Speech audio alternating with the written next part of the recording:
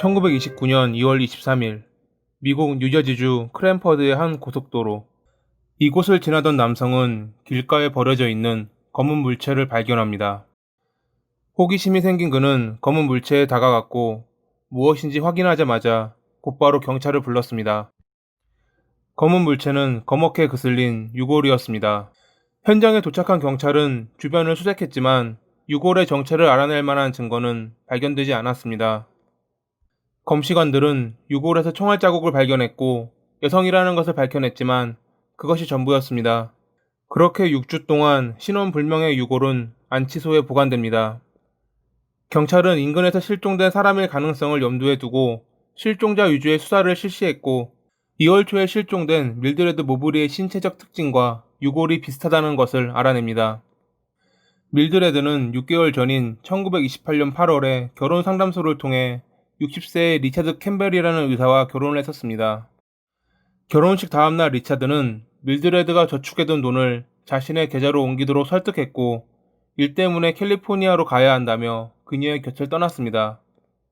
밀드레드는 편지를 통해 리차드와 연락을 유지하려 했지만 그는 답장을 보내지 않았고 남편을 찾기 위해 길을 떠난 뒤 실종됐던 겁니다. 경찰은 사건의 열쇠를 리차드가 쥐고 있다 생각하며 그를 찾기 시작했습니다. 그는 생각보다 멀리 있지 않았습니다. 캘리포니아로 떠난다던 그는 크랜퍼드에서 겨우 8km 떨어진 엘리자베스에서 평화로운 삶을 보내고 있었던 겁니다. 경찰은 리처드가 이미 결혼을 한 상태에서 밀드레드를 속이고 이중 결혼을 했고 그녀의 돈까지 뜯어냈다는 사실을 알아냅니다. 이름 또한 본명이 아니었습니다. 매우 의심스러운 유력한 용의자. 그게 바로 리처드였습니다. 1929년 4월 11일 경찰은 리처드의 집에서 그를 체포합니다. 체포 후 그의 집을 수색하던 경찰은 한 자루의 총을 발견했는데 확인 결과 밀드레드의 유골에 남아있던 탄흔과 일치했습니다. 처음에 리처드는 자신의 이중 결혼을 감추기 위해 범행을 저질렀다 시인했지만 재판에서 아무것도 기억나지 않는다며 침묵했습니다. 그의 변호사는 두통을 없애기 위해 먹던 약의 부작용으로 리처드의 초조함과 과민성이 극에 달한 것이라 말하며 그가 무의식 중에 범행을 저질렀다 주장했습니다.